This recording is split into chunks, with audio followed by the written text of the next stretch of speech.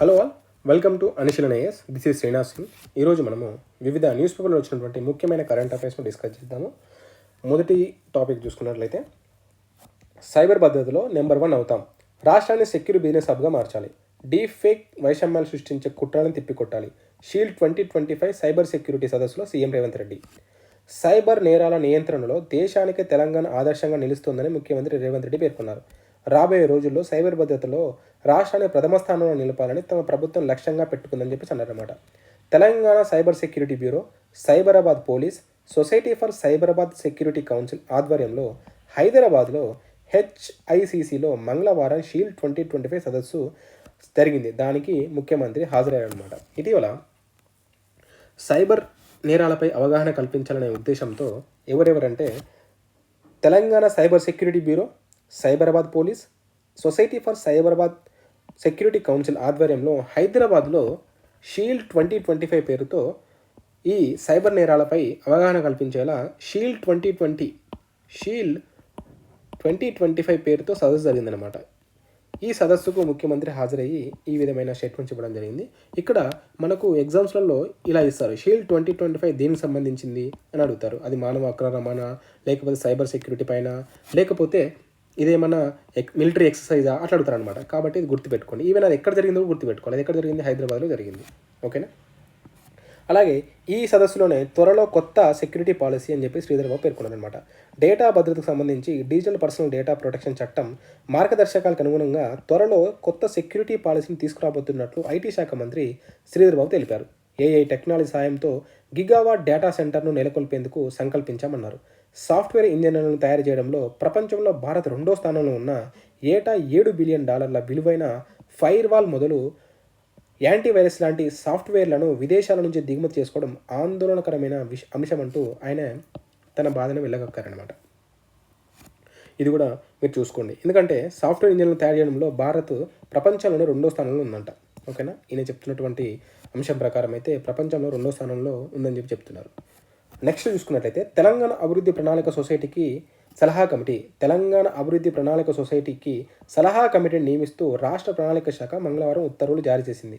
ఉప ముఖ్యమంత్రి బట్టి విక్రమార్క అధ్యక్షతన ఏర్పాటైన ఈ కమిటీలో 8 మంది సభ్యులు నియమించారంట.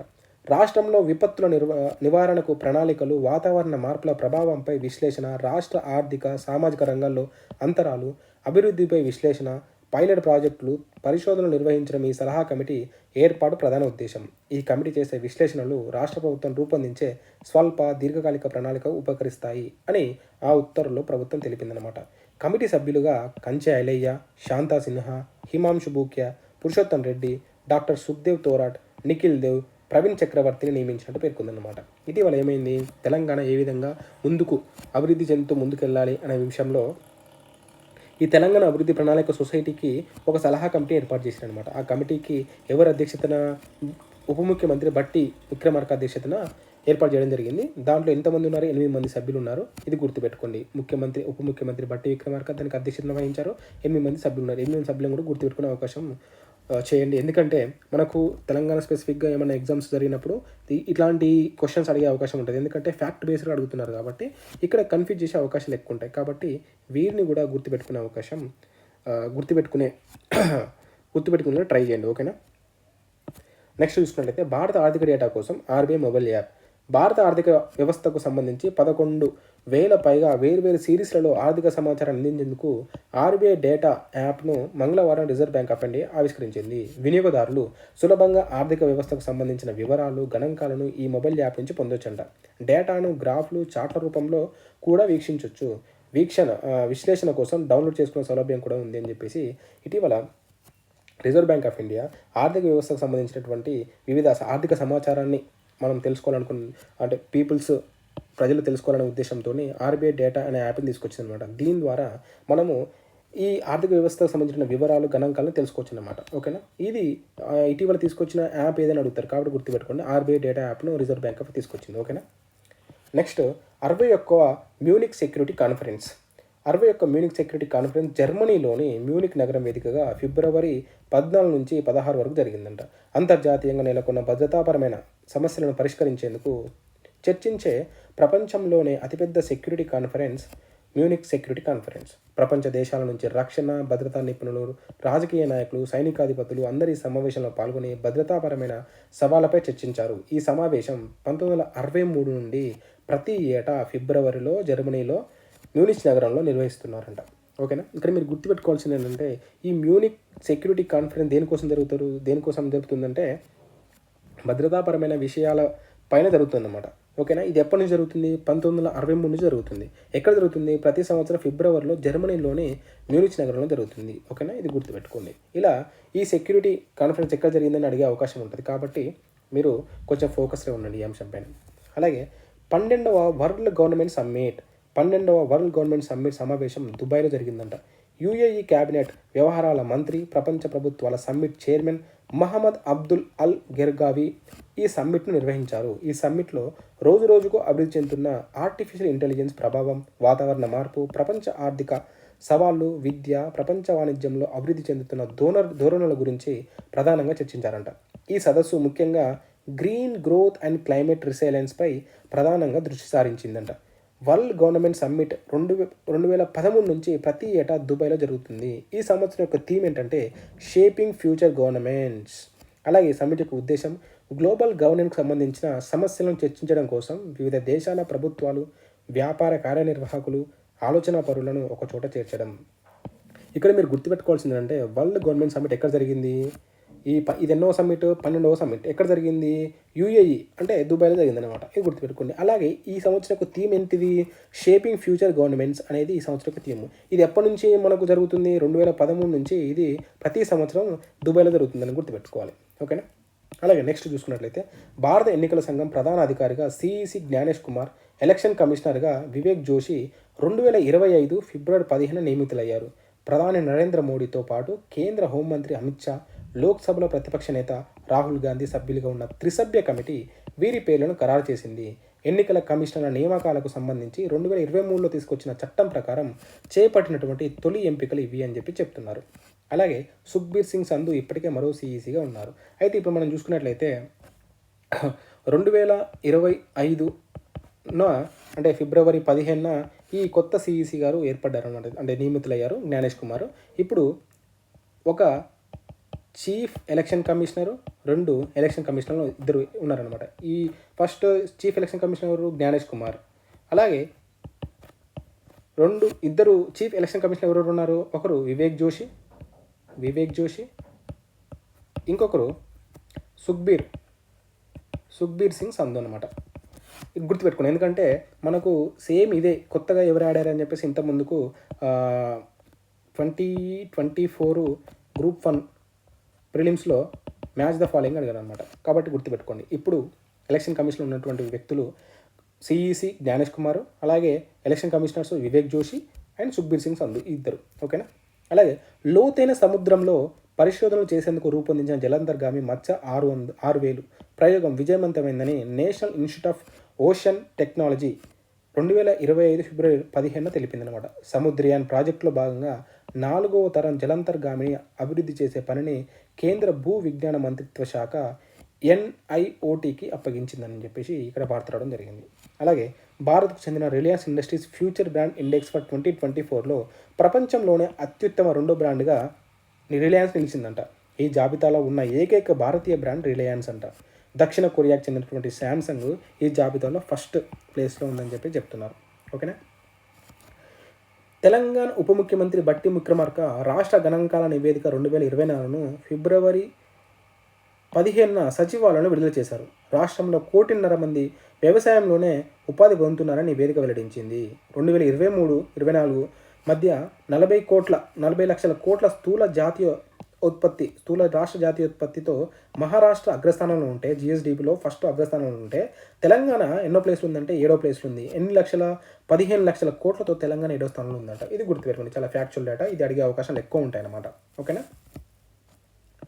నెక్స్ట్ చూసుకున్నట్లయితే భారతదేశపు మొదటి సరిహద్దు సౌర గ్రామంగా ఇటీవల ఏ గ్రామం వార్తల్లో నిలిచింది? ఆన్సర్ చూసుకున్నట్లయితే మసాలి. గుజరాత్లోని బనస్కాంత జిల్లాలోని ఈ గ్రామం పాకిస్తాన్ సరిహద్దుకు 40 కిలోమీటర్ల దూరంగా ఉందట. ఇక్కడ 800 మంది జనాభా ఉన్న ఈ గ్రామం 199 పైకప్పుల సౌర పలకాలు ఏర్పాటు చేసి 100% విద్యుత్తును సౌరశక్తి ద్వారా ఉత్పత్తి చేసి వార్తల్లో నిలిచింది అని చెప్పేసి ఇక్కడ నిలిచిందనమాట. ఇది గుర్తుపెట్టుకోండి. ఎక్కడుంది? మసాలి అనే గ్రామం గుజరాత్లో ఉంది. దీని ప్రత్యేకత ఏంటి? భారతదేశంలోనే మొట్టమొదటి సరిహద్దు సౌరగ్రామంగా ఇది వార్తల్లో నిలిచిందట. అలాగే ప్రపంచ ఆర్థిక వేదిక విడుదల చేసిన travel and tourism development index 2024లో భారత్ ఎన్నో స్థానంలో నిలిచిందని చెప్పి ఇక్కడ ఇవ్వడం జరిగిందనమాట. ఇక్కడ మీరు గుర్తుపెట్టుకోవాల్సిన అంశాలు రెండు ఉన్నాయి. ఒకటి, travel and tourism development index ఎవరిస్తారనేది గుర్తుపెట్టుకోవాలి. ఎందుకంటే వరల్డ్ ఎకనామిక్ ఫోరం అంటే ప్రపంచ ఆర్థిక వేదిక గురించి ఎన్నోసార్లు ప్రశ్నలు వచ్చాయి. ఈవెన్ ప్రతి కాంపిటేటివ్ ఎగ్జామ్లో ఇండెక్స్ల పైన వచ్చినప్పుడు ఈ ప్రపంచ ఆర్థిక వేదిక అంటే వరల్డ్ ఎకనామిక్ ఫోరం ఇచ్చినటువంటి నివేదికలపై ఈవెన్ యూపీఎస్సీ నుంచి మొదలుకొని కానిస్టేబుల్ వరకు ఈ ప్రతి ఎగ్జామ్లో వచ్చినటువంటి అంశాలు చాలా ఉన్నాయి వరల్డ్ ఎకనామిక్ ఫోరం పైన. ఓకేనా, అది గుర్తుపెట్టుకోండి. ఈ travel and tourism development index ప్రకారం చూసుకున్నట్లయితే భారత్ ఎన్నో స్థానంలో ఉందంటే 39వ స్థానంలో ఉందని చెప్పి చెప్తున్నారు. ఓకేనా. అలాగే ఇంటర్నేషనల్ హాకీ ఫెడరేషన్ ఇటీవల విడుదల చేసిన ప్రపంచ ర్యాంకింగ్స్లో భారత పురుషుల హాకీ జట్టు ఎన్నో స్థానంలో నిలిచిందని చెప్పేసి ఇక్కడ ఇంకొక ప్రశ్న ఇవ్వడం జరిగింది. భారత్ 5వ స్థానంలో ఉందట. అలాగే ఈ ర్యాంకింగ్స్లో తొలి 4 స్థానాల్లో ఫస్ట్ ఎవరున్నారంటే నెదర్లాండ్ ఫస్ట్ స్థానంలో ఉందంట, ఇంగ్లాండ్ సెకండ్, బెల్జియం థర్డ్. ఓకేనా. నెక్స్ట్ టాపిక్ చూసుకున్నట్లయితే ఏఐ బ్రెయిన్ డ్రైన్ అంట, కృత్రిమ మీద వలసలో మనదే మొదటి స్థానం అని చెప్పేసి ఇక్కడ ఒక వార్త రావడం జరిగింది. వీటిని పరిశీలించినట్లయితే ఆర్టిఫిషియల్ ఇంటెలిజెన్స్ రంగంలో మేధో వలస బ్రెయిన్ డ్రైన్ భారత్కు పెద్ద సవాల్గా మారబోతుంది. యువతలో ఏఐ నైపుణ్యాలను అభివృద్ధి చేయడంలో మనం మంచి పురోగతిని సాధిస్తున్నప్పటికీ వారు దేశంలోనే స్థిరపడేలా చేయడంలో విఫలమవుతున్నట్లు పలు నివేదికలు స్పష్టం చేస్తున్నాయని చెప్పేసి ఇక్కడ వార్త రావడం జరిగింది. అయితే ఇటీవల ఏమైందంటే ఏఐ ఇండెక్స్ రిపోర్టు 2024 అనేది స్టాన్ఫోర్డ్ యూనివర్సిటీ ప్రకటించిందంట. ఈ ఇండెక్స్ ప్రకారము ఏఐ టాలెంటెడ్ కాన్సన్ట్రేషన్లో ప్రపంచంలో భారత 13వ స్థానంలో నిలిచినట్టు ఇక్కడ చెప్తున్నారు అనమాట. అంటే ఇప్పుడు మన భారతదేశంలో ఆర్టిఫిషియల్ ఇంటెలిజెన్స్ పైన అవగాహన ఉన్న వాళ్ళు కూడా భారతదేశంలో ఉండకుండా ప్రపంచ దేశాలకు అంటే వేరే దేశాలకు బెటర్ ఆపర్చునిటీస్ కోసం వెళ్తున్నారట. అట్లా మేధో వలసలో చూసుకున్నట్టయితే మనం ఫస్ట్ ప్లేస్లో ఉన్నామని చెప్పేసి ఈ నివేదిక చెప్తున్నది. అలాగే ఏఐ టాలెంటెడ్ కాన్సన్ట్రేషన్లో చూసుకున్నట్టయితే ఈ రిపోర్ట్ ప్రకారం ఇజ్రాయెల్ మొదటి స్థానంలో ఉంటే భారత్ 13వ స్థానంలో ఉందని చెప్పి చెప్తున్నారు అనమాట. అలాగే ఏఐ పేటెంట్ విషయంలోనూ భారత్ వెనుకబడే ఉంది అంట. 2022లో ప్రపంచ స్థాయి ఏఐ పేటెంట్స్లో మన దేశం 0.23% పరిమితమైందంట. ఈ విషయంలో చైనా ఆధిపత్యం కొనసాగుతుంది. గ్లోబల్ ఏఐ పేటెంట్స్లో 61% చైనా మొదటి స్థానంలో ఉండగా 20%తో అమెరికా 2వ స్థానంలో ఉందని చెప్తున్నాను అనమాట. అంటే ఏఐ రిలేటెడ్గా ఉన్నటువంటి పేటెంట్స్ తీసుకోవడంలో భారత్ చాలా వెనుకబడి ఉందంట.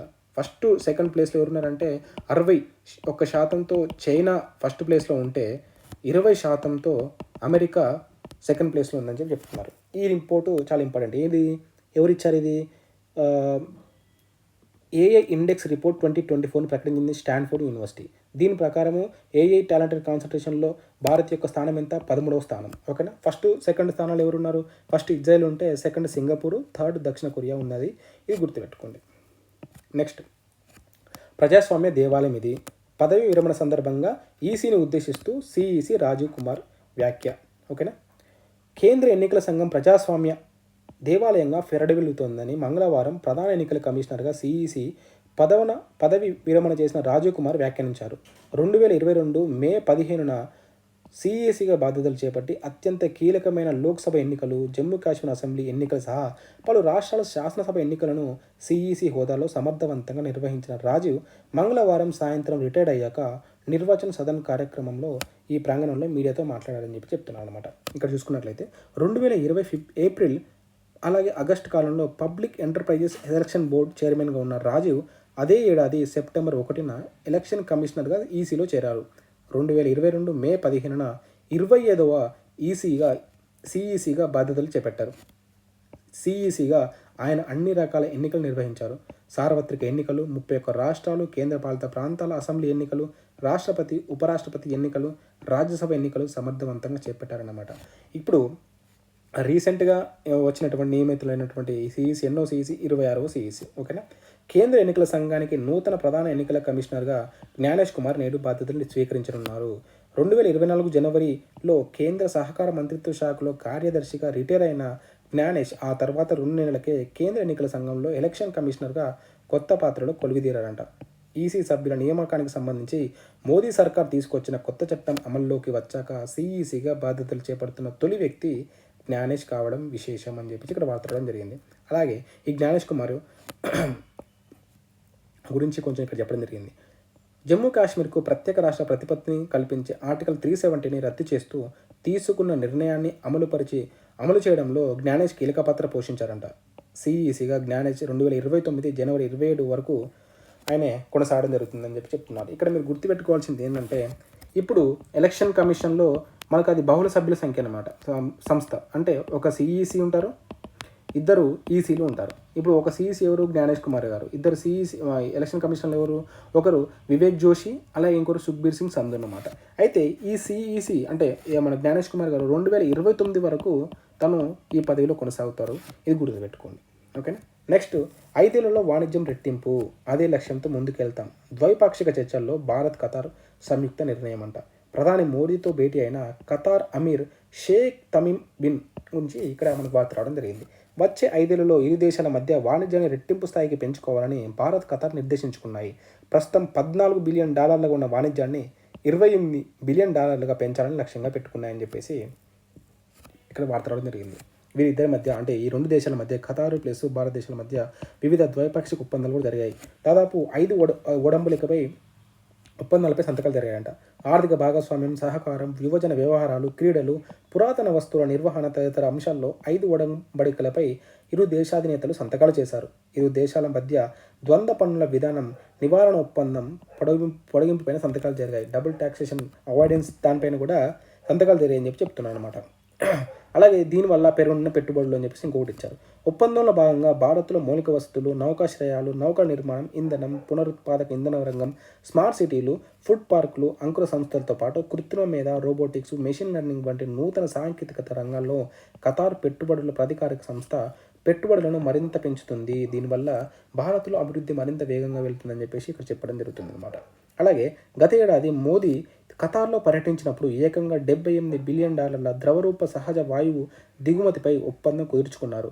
2048 ఏడాది దాకా మార్కెట్ ధరల కంటే తక్కువకే భారత్కు ఖతార్ నుంచి ఏటా 75 లక్షల మెట్రిక్ టన్నుల ఎల్ఎన్జీ దిగుమతి అయ్యేలా ఒప్పందం కుదుర్చుకున్నారని చెప్తున్నారు. ఇది చాలా ఇంపార్టెంట్ అనమాట. ఇటీవల ఏ దేశంతో భారతదేశం ఈ విధమైన ఒప్పందం కుదుర్చుకుంది అని చెప్పేసి మనకు స్టేట్మెంట్ బేస్డ్గా అడిగే అవకాశం ఉంది. కాబట్టి ఇది చాలా కీలకమైన అవుట్కమ్ అనమాట. ఇది లాస్ట్ ఇయర్ జరిగినప్పటికీ చాలా ఇంపార్టెంట్. ఎందుకంటే ఇప్పుడు ఖతార్ యొక్క అమీర్ తమీమ్ బిన్ భారత్కి రావడం జరిగింది. ఈయన 2015లో ఇంతకుముందుకు వచ్చారు. తర్వాత దాదాపు 10 సంవత్సరాల తర్వాత తను రావడం జరిగింది. కాబట్టి చాలా ఇంపార్టెంట్. ఓకేనా. నెక్స్ట్, అగ్రరాజ్యాల స్నేహ గీతం అని చెప్పేసి ఒక ఆర్టికల్ వచ్చింది. అమెరికా రష్యా చర్చల బాట, రియాద్లో మంత్రుల స్థాయి మంతనాలు, ద్వైపాక్షిక బంధాల పునరుద్ధరణకు నిర్ణయం, ఉక్రెయిన్ యుద్ధం పైన కీలక చర్చలు, త్వరలో భేటీ కానున్న ట్రంప్, పుతిన్, జెలెన్స్కీతో భేటీకి పుతిన్ సిద్ధం, రష్యా చెప్తుంది. మేం లేకుండా మాపై చర్చల జెలెన్స్కీ యొక్క మాటలు అన్నమాట. ఇక్కడ డొనాల్డ్ ట్రంప్ రెండోసారి పాలనా పగ్గాలు చేపట్టగానే అమెరికా విదేశాంగ విధానంలో కీలక మార్పులు చోటు చేసుకుంటున్నాయి. అందులో భాగంగా అన్ని రకాలుగాను 3 ఏళ్లుగా దాదాపుగా వెలివేసిన రష్యాతో ఏకంగా ఉన్నత స్థాయి చర్చలకు అమెరికా తెలరేపింది అని చెప్పి ఇక్కడ వార్త రావడం జరిగిందనమాట. ఇటీవల అమెరికా అంటే డొనాల్డ్ ట్రంప్ వచ్చిన తర్వాత అమెరికా యొక్క విదేశాంగ విధానంలో చాలా మార్పులు వచ్చాయన్నమాట. దాంట్లో భాగంగా ఏంటంటే ఉప్పు నిప్పుగా ఉన్నటువంటి యుఎస్ అలాగే రష్యా, ఈ 2 దేశాల మధ్య ఎప్పటి నుంచో మన ఒక రకమైన వైరం ఉందన్నమాట. ఈ వైరాన్ని తగ్గించాలనే ఉద్దేశంతో, ప్రపంచ శాంతి ముందుకు తీసుకోవాలనే ఉద్దేశంతో 2 దేశాలు దాని యొక్క మిత్రదేశం సౌదీ అరేబియా వేదికగా 2 ఉన్నత స్థాయి చర్చలు జరుపుతున్నాయని చెప్పేసి ఇక్కడ వార్త రావడం జరిగింది. ఇక్కడ దాని మిత్రదేశం సౌదీ అరేబియా వేదికగా మంగళవారం జరిగిన ఈ చర్చలకు అమెరికా, రష్యా విదేశాంగ మంత్రులు హాజరయ్యారంట. ఓకేనా. దానికి ఈ చర్చలకు ఎవరు ముందుగా ఒక ముందడుగు వేసి ముందెళ్ళాలని చెప్పింది ఎవరంటే సౌదీ అరేబియా దేశం అని చెప్పుకోవచ్చు అనమాట. ఓకేనా. ఇలా అడిగే అవకాశం ఉంటుంది. ఈ 2 దేశాలు ఉన్నత చర్చలను ఏ దేశం నడిపాయి అని చెప్పేసి అంటారు. లేకపోతే ఈ 2 దేశాలు ఇటువంటి ఉన్నత స్థాయి చర్చలను ముందు తీసుకురావడంలో ఏ దేశం కీలక పాత్ర పోషించిందని చెప్పేసి అడగొచ్చు. కాబట్టి గుర్తుపెట్టుకోండి, అది సౌదీ అరేబియా అనేది గుర్తుపెట్టుకోండి. ఓకేనా. నెక్స్ట్, ఓకే, ఇప్పటివరకు మనము టాపిక్స్ని చర్చించాము. ఇక్కడ మనము MCQస్ని మీకు ఇస్తున్నాము. ఇక్కడ మీరు అవన్నీ విన్న తర్వాత ఇక్కడ మీకు జవాబు తెలిస్తే మీరు కమెంట్ రూపంలో మీ జవాబుని తెలపండి. ఓకేనా. ఇక్కడ చూద్దాం. ఫస్ట్ క్వశ్చన్ చూద్దాం. ఇటీవల తెలంగాణ అభివృద్ధి ప్రణాళిక సొసైటీకి 8 మంది సభ్యులతో కూడుకున్న సలహా కమిటీని నియమిస్తూ రాష్ట్ర ప్రణాళిక శాఖ ఉత్తర్వులను జారీ చేసింది. అయితే ఈ కమిటీకి అధ్యక్షుడు ఎవరు అని చెప్పేసి ప్రశ్న ఇచ్చారనమాట. ఆప్షన్ చూసుకున్నట్లయితే బట్టి విక్రమార్క గారు, ఏ రేవంత్ రెడ్డి గారు, కొండా సురేఖ గారు, శ్రీధర్ బాబు గారు. దీనికి మీరు ఆన్సర్ తెలిస్తే కమెంట్ బాక్స్లో క్వశ్చన్ నెంబర్ అని చెప్పేసి 1 అని చెప్పేసి దానికి ఆన్సర్ మీరు తెలపండి. అలాగే నెక్స్ట్ క్వశ్చన్ చూసుకున్నట్లయితే, అంతర్జాతీయంగా నెలకొన్న భద్రతాపరమైన సమస్యల పరిష్కారానికై ప్రపంచంలోనే అతిపెద్ద సెక్యూరిటీ కాన్ఫరెన్స్ అయినటువంటి మ్యూనిక్ సెక్యూరిటీ కాన్ఫరెన్స్ యొక్క 61వ సమావేశం ఏ దేశంలో జరిగింది అని చెప్పేసి ఇచ్చామన్నమాట. ఆప్షన్ చూసుకున్నట్లయితే జపాన్, జర్మనీ, అమెరికా, చైనా. వీటి యొక్క ఆన్సర్ తెలిస్తే 2 అని పెట్టేసి ఆన్సర్స్ మీరు తెలపండి. నెక్స్ట్, తాజాగా 12వ వరల్డ్ గవర్నమెంట్ సమ్మిట్ సమావేశం ఇటీవల దుబాయ్ నగరంలో జరిగింది. ఈ సమ్మిట్ యొక్క థీమ్ ఏమిటి అని చెప్పేసి ప్రశ్న ఇవ్వడం జరిగింది. ఆప్షన్ చూసుకున్నట్లయితే governance with technology, shaping future government with humanity, good governance for better world అనేది ఆప్షన్స్ ఇవ్వడం జరిగింది. ఆన్సర్ మీకు తెలిసినట్లయితే 3 అని చెప్పేసి ఆప్షన్ అని చెప్పేసి దానికి ఆన్సర్ మీరు తెలపండి. ఓకేనా. నెక్స్ట్, ఇటీవల విడుదల చేసిన స్టాన్ఫోర్డ్ యూనివర్సిటీ విడుదల చేసినటువంటి ఏఐ ఇండెక్స్ రిపోర్ట్ 2024 ప్రకారం ఏఐ టాలెంటెడ్ కాన్సన్ట్రేషన్లో భారత్ ఎన్నో స్థానంలో ఉందని చెప్పేసి ప్రశ్న ఇవ్వడం జరిగింది. ఆప్షన్స్ 6, 8, 12, 13. మీకు ఆన్సర్ తెలిసినట్లయితే 4th క్వశ్చన్ అని చెప్పేసి ఆన్సర్ను ఇక్కడ మీరు కమెంట్ బాక్స్లో తెలపండి. ఓకేనా. నెక్స్ట్, ఒక మంచి మాటతో మనం ఈరోజు సెషన్ను ముగించేద్దాం. ఫోన్ వాడకం తగ్గించుకోవాలంటే ఫోన్ అతి వినియోగం ఏకాగ్రతను దెబ్బతీస్తుంది, శక్తిని హరిస్తుంది. అలా జరగకుండా ఉండేందుకు ఉపయోగపడే చిట్కాల్లో ఒకటి ఫోన్ను దూరంగా వదలడం. ఎప్పుడు పడక గదిలోకి ఫోన్ను తీసుకెళ్ళకండి. నడకకు వెళ్ళేటప్పుడు దాన్ని ఇంట్లోనే వదిలేయండి. ముఖ్యమైన పనులు చేసేటప్పుడు సైలెన్స్ మోడ్ ఆన్ చేసి వేరే గదిలో ఉంచండి. ఇంట్లో ఫోన్ వినియోగించని ఫోన్ ఫ్రీ జోన్లను ఏర్పాటు చేసుకోండి. ఫోన్ అందుబాటులో ఉంటే దాన్ని స్క్రోల్ చేయకుండా ఉండడం చాలా కష్టం. అందుకే ఇలా దూరంగా వదిలేయడం అలవాటు చేసుకోండి అని చెప్తున్నాను అనమాట. ఇది కాంపిటేటివ్ ఎగ్జామ్కి ప్రిపేర్ అయ్యే అభ్యర్థికి చాలా అంటే చాలా ఉపయోగం. ఫోన్ను నిరంతరం వాడడం వల్ల మన టైంని అసలు మన ఎగ్జామ్ ప్రిపరేషన్కి బదులు మనము ఎంటర్టైన్మెంట్ వెళ్ళిపోతూ ఉంటాం. కాబట్టి మనము ఒక స్పెసిఫిక్ టైంలో పెట్టుకొని ఆ టైంలోనే మనము ఆన్లైన్లో మనకు కావాల్సిన సమాచారాన్ని చూడడం చేయాలి. అంతేగాని రోజంతా మనము ఆ ఫోన్ పట్టుకొని స్క్రోల్ చేస్తూ ఉంటే మన టైం కిల్ అయిపోతుంది, మన లక్ష్యము దూరం వెళ్ళిపోతూ ఉంటుంది. కాబట్టి ఈ మాటలు చాలా మంచిగా అనిపించాయి, అందుకే దీన్ని మనం ఇవ్వడం జరిగింది. అలాగే మనకు ఒక టెలిగ్రామ్ ఛానల్ ఉంది, అది అనుశీలన ఏస్ అని టెలిగ్రామ్ ఛానల్ ఉంది. దీంట్లో జాయిన్ అవ్వాలనుకున్న వారు ఈ క్యూఆర్ కోడ్ను స్కాన్ చేసి జాయిన్ అవ్వండి. ఓకేనా. ఈరోజు ఈ టాపిక్ ఇంతే. ఇంకేమన్నా మనం ఏమన్నా ఆర్టికల్స్ని మిస్ అయ్యి ఉంటే దాన్ని రేపటితో వీడియోతో కలిసి చదువుకుందాం. ఓకేనా. జై హింద్.